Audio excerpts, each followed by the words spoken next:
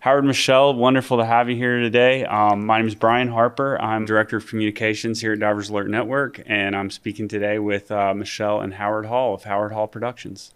It's good to see you, Brian. We've had contact through a variety of venues over the years. It's very nice to meet you today. You too. And I'm Michele Hall of Howard Hall Productions. And we make underwater wildlife films and have for the last 40 years.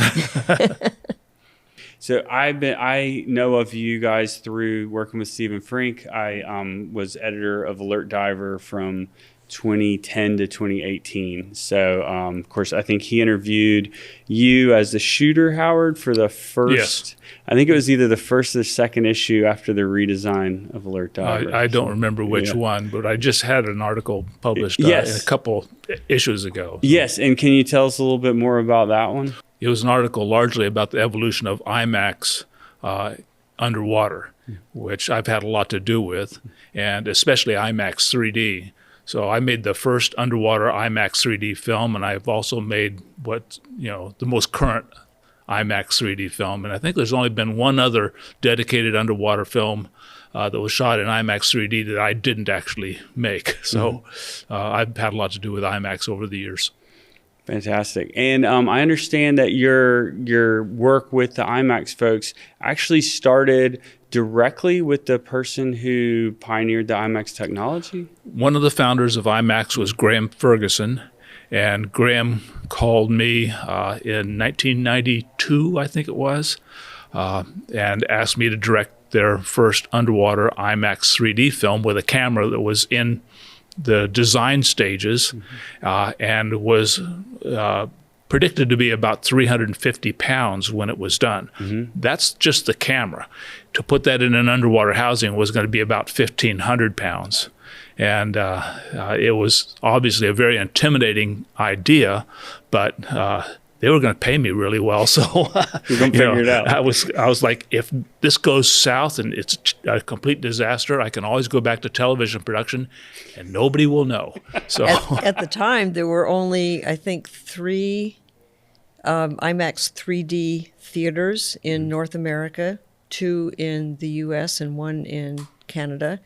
So, as Howard said, if the whole thing didn't work out, we figured, Who would know? who would know? I mean, it was kind of a ridiculous idea. What happened really was I made a film called Seasons of the Sea. I made that and it was in 1989 and 1990. It was shown as an episode of the PBS series Nature and also in the BBC. And it was arguably the first underwater wildlife behavior film. I didn't really know that at the time. I didn't think about that when I was making the film. It was just in my nature to make that kind of film. And the film was very well received and seen by a lot of people, including the people at IMAX, and that's why Graham called me. He said, I saw this film. We'd like you to do our first IMAX 3D film. And then he described the camera to me, and Michele and I left the meeting in semi-shock, but it turned into a great career. We've made, I guess I've directed 5 IMAX 3D films now. And the most recent of which was digital, which we make with a camera about the size of these little mirrorless cameras that you're using. So it's changed dramatically. But So you're shooting nowadays mostly on smaller ones? the resolution that these small digital cameras can produce now is just astounding.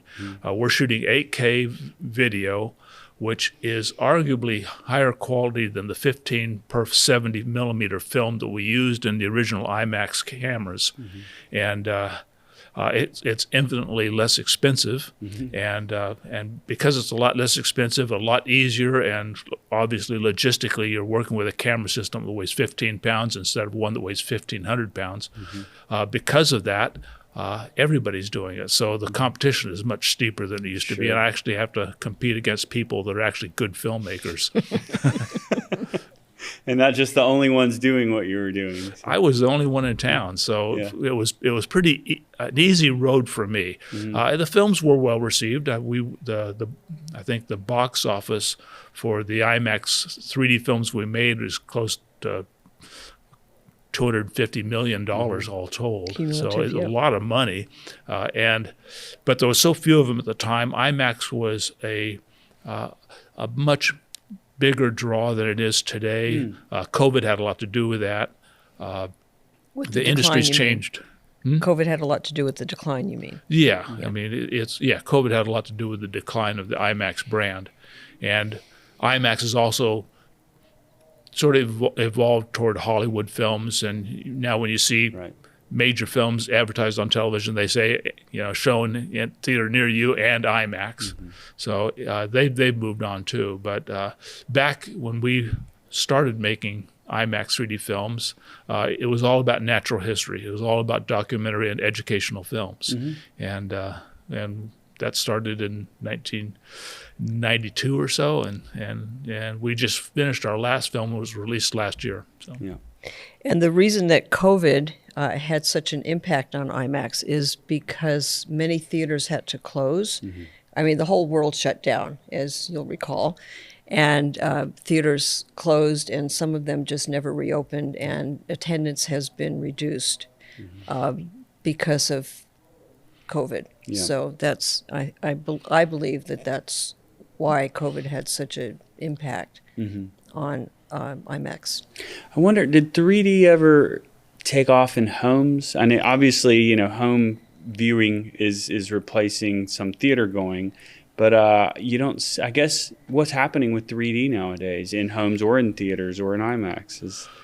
Well, 3D is an interesting format because it's very dependent on the venue that you're seeing it in. Sure. Okay. So you can watch the same film on a laptop computer or a 75-inch television or in a 35-millimeter motion picture theater or in an IMAX theater, and it will look entirely different in every one of those.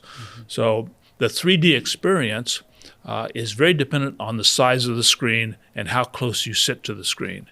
And with IMAX, you're looking at the largest screen at the time, the largest screen in the world, and you're sitting very close to it because the image is very sharp because it's captured on 70-millimeter film.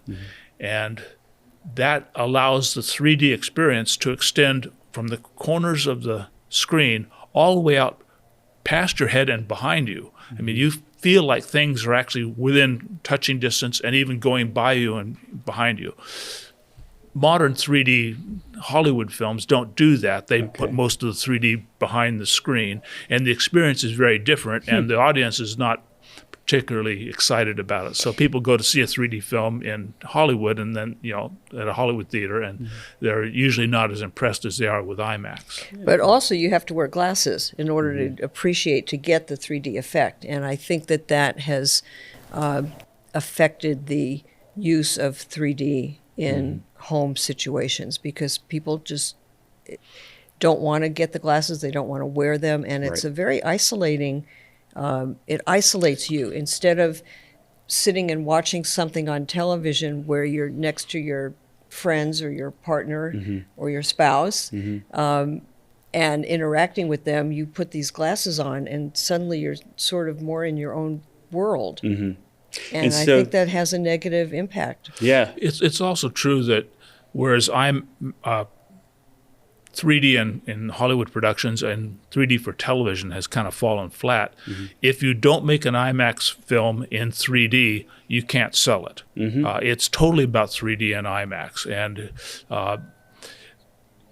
it's today we convert a 2D image to IMAX digitally instead of actually shooting it in 3D, but the experience is very similar, and it's much more dramatic in an IMAX theater because the screen is so big and you sit so close to it. So if you don't make an IMAX film in 3D, you're going to have to convert it to 3D in order to make, to make any sales at all. When we made our last IMAX film, we say IMAX large format film, we intended it to just be a 2D film, standard viewing. The distributors, when the distributors spoke with theaters in their attempt to get the film leased, the theaters wanted 3D. So as Howard's saying, we had to do a conversion. Our backs were up against the wall to make that happen, and we had to spend the money to do that. And it sounds like I understand you got your start in, animal behavior, right? Was that your primary interest in sharing? Well, I frankly consider myself a professional diver that's been moonlighting as a filmmaker for All this a time. long time. And prior to being a film producer and director, I was a cameraman. I shot a lot of ABC American Sportsmen back in those days. I directed 16 episodes of Mutual of Omaha's Wild Kingdom. I did a lot of camera for hire stuff, and made my living that way until I finally managed to develop enough of a reputation that I could sell myself as a director and producer. And yeah, please. No, I was just going to say that my background is actually in nursing. I worked as a nurse for 19 years. In the meantime, I started scuba diving and met Howard, and our relationship ended up that we got married some years later. Yep. And I continued to work as a nurse for a number of years after that. And in 1990, late 1990, early 1991, I left my nursing career and started working with Howard in our family business. So I'm very interested in that. So you just said you were a nurse when you met and continued. So you didn't meet through underwater cinema. Oh, yes, we did. Well, did? not through underwater Okay. cinema, but Howard was my diving instructor. Okay, fantastic. That's how it all Diving started. brings people together. Yeah, diving. Yes, diving brought us together. Yes. He was my instructor. We didn't start dating till about a year later, but we had developed a friendship and then eventually did get married. So we met in May of 1975, and when he was my diving instructor, and then we got married in August of 1981. Got it. And then, so you continued to work in healthcare for a few more years. I did. But tell me about that inflection point in your career as you looked at what he was doing and you were clearly interested in it as well. What drew you to that field? So I went to nursing school in Kansas City, and I graduated in 1972, and I moved to San Diego little over a year later. Met Howard a couple of years after that, and continued to work as a nurse in the health field in a few different capacities. In the meantime, Howard's career was developing and he was traveling more. And during that time, I would travel with him when I was able to get off work and when the conditions were suitable for me to travel with him. I got a feel for what it was like to work in film production, and we decided that it would be conducive for me to leave. I decided I was ready to leave my nursing job, and that it would work well for us to work together. We hoped it would work well for us to work together, and it has. Good. So I left my nursing job in 1991 and went from being a gopher on various film projects to Howard Being would my say boss. being his boss. He went at my retirement party from my last nursing job. He gave me some business cards that said that I was boss. So I figure if I was boss, he was president. And we've been working together ever since. So as I say, I went from being a gopher to producing films that he directs and shoots, which is where things are now. So tell me about production. What is the world of film production look like right now? The world of film production has changed over the years. I got my start producing IMAX films, large format films, also films for television. Now our focus is on large format films, also films for streaming and broadcast. So it's sort of a dual thing, but production is production, and it means organizing boats and transportation and crew if we need extra crew. Our need for extra crew has diminished. When we were working with IMAX cameras, the 3D Sure. cameras, we would charter boats that would accommodate all of our crew, us and our equipment, and we would usually charter the entire boat. We would typically have a crew of 12 when we're out in the field. Now we're able to do that with just the two of us, now that we're using smaller cameras. So some of those logistics have gotten easier. because we don't need to charter an entire boat. We also have less budget that we're working with. In the past, when we were making films, the 3D IMAX large format films, our budgets were very big. Now we are tending to self-fund our films. So life in production has changed, and therefore my responsibilities as a producer have changed somewhat. But it's still with the goal of making a film that audiences out there will enjoy and educate. And that seems like a big kind of through line to the work that you've done is sharing the underwater world with the public. Tell us more about that. Well, a lot of people think that every film about the natural world should be a conservation film, and that we should tell people how we're destroying the environment and hopefully inspire change. And to some extent that's true, and that those films are valuable. It's also true that if you make every film a hardcore conservation film with a very negative message, you're going to turn audiences off. So I've always tried to do something a little bit different. I try to create films that make people fall in love with the environment, fall in love with the animals, and then just kind of leave it there. Maybe a very soft environmental message, but in our films we don't harp on that very much. We leave it to, frankly, other filmmakers to make the hardcore films. Hopefully the people that see our films that love manta rays will then see another film where they find that manta rays are being fished out, and that will be more impactful. So we try to make films that concentrate on animal behavior and inspire a sense of love of the environment and love of the animals. Wonderful. I think that one of Howard's tremendous talents is his ability to his understanding of animal behavior, his ability to watch animals, and when he has his eye behind the lens of a camera to anticipate what's going to happen so he can capture that animal behavior. One of the comments that we very often get from people is how much they've learned about animals and how much they've enjoyed the process of learning and seeing various animal behavior. A lot of people never get underwater or get to the locations that we have traveled to film or to see those various animals. So our films allow people to experience those things, experience that animal behavior, and to fall in love with the animals. And as Howard has said, and as you have said, to fall in love with it and want to protect that area. So to find these animals, to get access to these parts of the world where these animals are, you're doing expeditions, you're going to remote places. Obviously, we're DAN, so tell us a little bit about safety. How does safety go into the planning of your expeditions? What does it look like, from a logistical standpoint? How do you set yourselves up and your crew up for success and being safe? Well,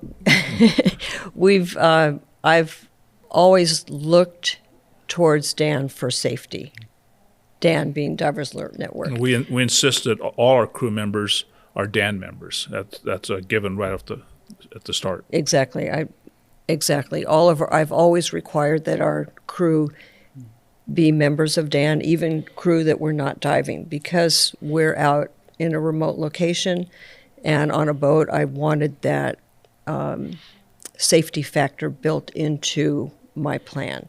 So our camera technicians, for instance, when we were working with the big IMAX camera, they were dedicated to staying dry, being on the boat, but I required that they have DAN insurance because I wanted that safety net in case there was a problem. I wanted to be able to call DAN. And we have had to call DAN a few times. We also hire professional divers, and a lot of underwater productions, especially Hollywood productions, but a lot of them generally, the producers hire really great cameramen and then hopefully those cameramen take a dive class or they are a certified diver, but they're not professional divers.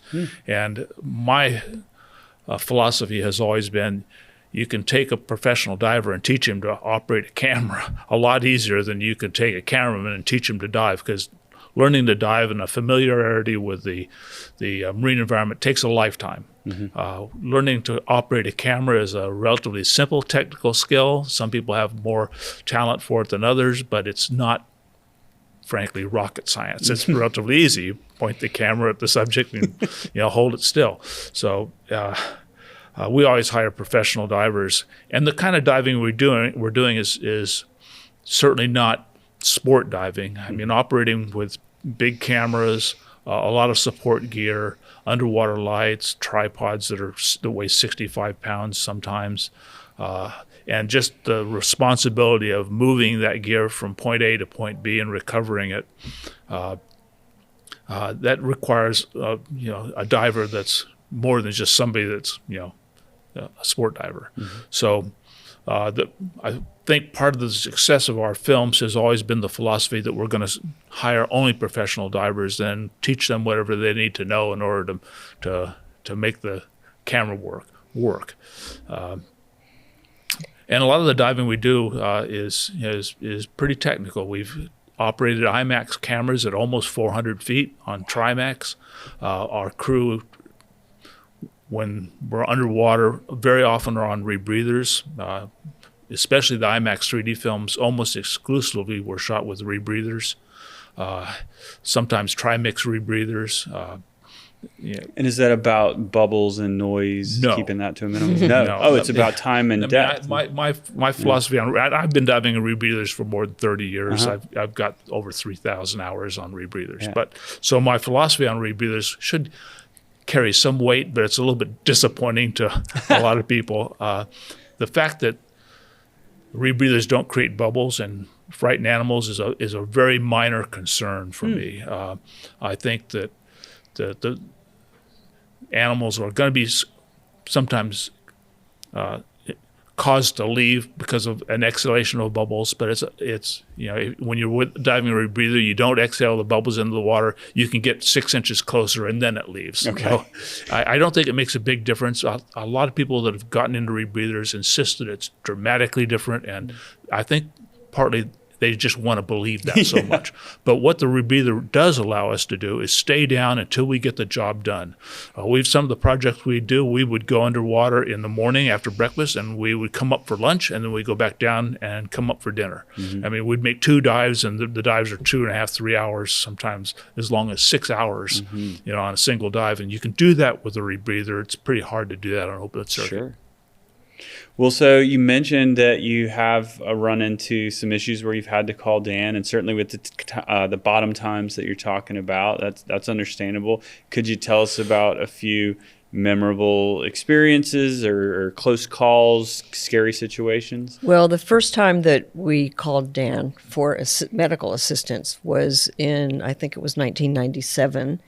We were making a film at Cocos Island, Costa Rica, and on the way, Island of the Sharks. Island of the Sharks, yes. Good call. Good memory, Brian.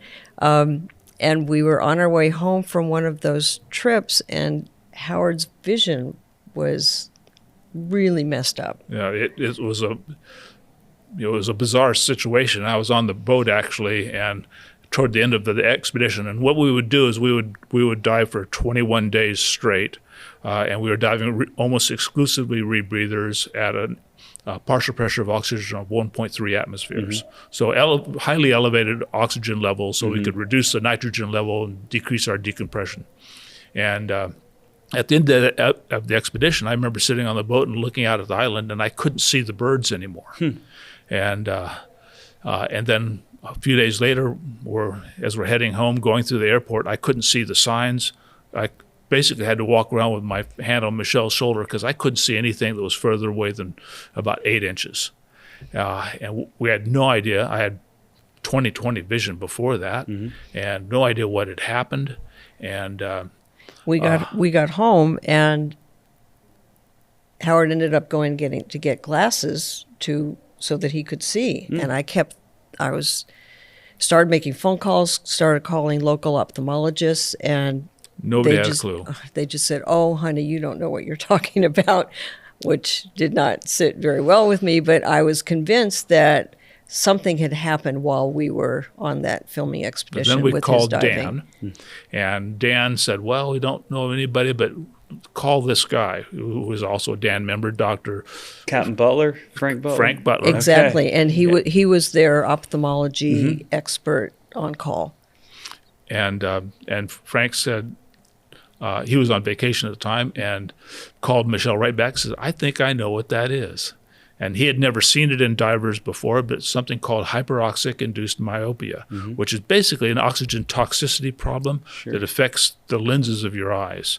And he had seen it and heard of it in cases where people are in decompression or recompression chambers to be treated for infections or burns, where they're under high oxygen partial pressures for extended periods of time. They tended to get myopic, and that tended to go away after about 2 weeks. And he told us, he said, "Yes, I think I've seen this. This is probably what's happening. I'm surprised we haven't seen it in rebreather divers before, but you're the first."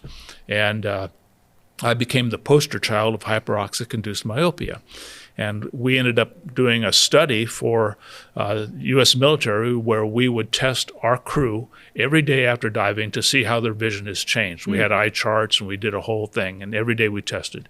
And it turned out the older guys on the crew, of which unfortunately I was the oldest, their vision shifted the worst, and the young guys had a minor change. But eventually the damage to my lenses turned into cataracts, and I had to have double cataract surgery. It was more than 10 years ago 14 now, years ago, yeah. which has been fine. So now I can breathe as much oxygen as I want. Okay, good. God knows what it's doing to my liver, you know. I mean, people go to oxygen bars and breathe pure oxygen because it's so good for you, you know. Not necessarily, and oxygen's good up to a point, but then too much of it, too little of it, both bad. Right. And anyway, that was a really valuable call for us, because all the ophthalmologists we talked to prior to calling Dan had no clue, thought we were just nuts. But Dan, Frank knew exactly what it was and nailed it. Wonderful. Glad we could help. Yes, we were very, very happy to have Dan in our back pocket to be able to make that phone call and get referred to Dr. Butler. And Frank has become a friend, a personal friend since, and we value that friendship. We value him so very much. Other than that, we've had only one other run-in with Dan, and that was in 2001, and I got a decompression sickness hit on the way back from a almost 400-foot trimix dive, and got severe symptoms of decompression sickness at the 50-foot decompression stop. Which which he didn't tell me about until much later. So, fortunately, one of the advantages to rebreathers is you really have a recompression system on your back. So I just went back down till the symptoms went away, then went down another 30 feet and resumed a whole decompression profile, and I ended up at the surface with no symptoms. But denial. Well, I totally denied it happened. Sure, I went into instant denial. Right. And but later that day, I started losing feeling in one of my legs, and Michele called Dan, and Dan arranged for me to be in a recompression facility in Suva, Fiji, and I got fixed as best they could fix me. Yeah. No, it was very comforting to be able to call Dan from the boat that night. We got Howard back in the water for an in-water recompression, which is controversial, but it was what we felt was the best thing to do. It was what had been recommended to us by Dr. Richard Pyle, based on his experience. And I believe that saved Howard's mobility by doing that, but we did follow Dan's advice and went to Suva back rather than where we were supposed to be headed later that night. In order to fly home, our crew ended up flying home, but we stayed in Suva so that he could go to the chamber. And it was that connection with that chamber and Dr. Ali in Suva that I believe saved his mobility. And then we followed up after we got back to San Diego with Dr. Karen Van Housen, who's also part of DAN, and she followed up with Howard to see how things were going, monitor his progress and his health. Trimix diving has evolved a lot since we made that film. Back then, we had very different diving protocols than they use today. I think the stuff they're doing today is much safer. But at the time, the film we made was called Coral Reef Adventure, and one of the sequences was of Dr. Richard Pyle collecting new species of fish, below 100 meters. And in talking to Richard before the film, he estimated that the chances of somebody being bent during the production was about 30%. Okay. So we were expecting it, and we all knew what the in-water recompression protocol was going to be, and we knew who to call, if somebody got bent, and we knew there was a real good chance of it happening. So we were very prepared for it, and it turned out what could have been a catastrophically serious bends hit. I mean, when you think about really bad symptoms at 50 feet on your way back up, that's real bad. It almost never happens to anybody, and but yet I ended up coming out of it just fine. Yeah. After I called Dan ship to shore when we were still at sea, and then after we got back to Suva, I was in touch with them, and it was so comforting that they called me every day. Somebody named Dan. I don't remember what his last name was. He's the one that hired me. Okay. I started in DAN Medical Services in 2007. I can't remember what his last name was. It was Dan Nord. Yes, Dan Nord right. called every day to check on Howard, check on his progress, see how he was doing. We stayed in Suva for about a week. There was a bit of controversy over whether we follow Australian guidelines for post-hit and when Howard could fly again. Right, it was 6 weeks was the Australians were saying at the time. I don't remember, but we did stay for an extra week in Fiji. And Howard ended up going to the chamber multiple times, trying to ensure that he would recover as much as possible. And it was so reassuring to get that phone call every day. And there were some things that Dan said that I did not share with Howard at the time in terms of what the prognosis might be. I'm happy to say that some of the... And Dan was just covering the bases. He was just trying to lay everything out for me. And I'm happy to say that Howard was back in the water about a month later. We continued our production and changed some of our protocols to add some safety to the deep dives, we the did rebreather 20 deep dives after that, 20 trimix dives afterwards. And had no more reason to call Dan, had no more decompression hits. Excellent. Well, would you like to tell our audience what you've been up to lately? What plug your your work. What are you doing these days? Well, our most recent film was shown on PBS Nature a year ago, January. It's called Soul of the Ocean, and there's an IMAX version of that called Secrets of the Sea. They're rather different films. Soul of the Ocean was produced by Michele, and I directed it. Secrets of the Sea is a collaboration between Michele and me and Jonathan Bird. And we're doing another collaboration now. We're going to make another episode of what hopefully will be PBS Nature, and then that will be combined with footage that Jonathan shoots to create an IMAX version.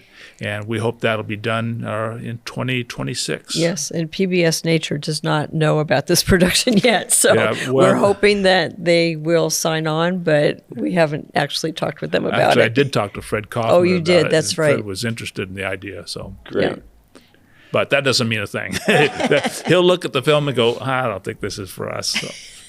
Hopefully that won't happen. Hopefully he'll happen. say okay. But Wonderful. anyway, we'll see. Well, fantastic. Thank you so much for your time. Really enjoyed speaking to both of you, and we really appreciate your time. Thank you, Thank Dan. you for the interview. Thanks. And we appreciate Dan so very Indeed. much. Well, we will continue to be here for you. We've been members since 1989 and absolutely plan to continue our membership. Thank you so much for your support. Thank you. Thank you.